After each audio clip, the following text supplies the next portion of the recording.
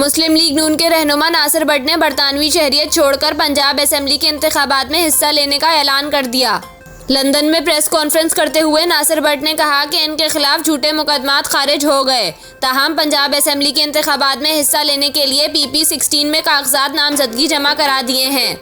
इनका कहना था कि पंजाब और KP में इलेक्शन जीतेंगे। नवाज शरीफ भी जल्द पाकिस्तान में होंगे।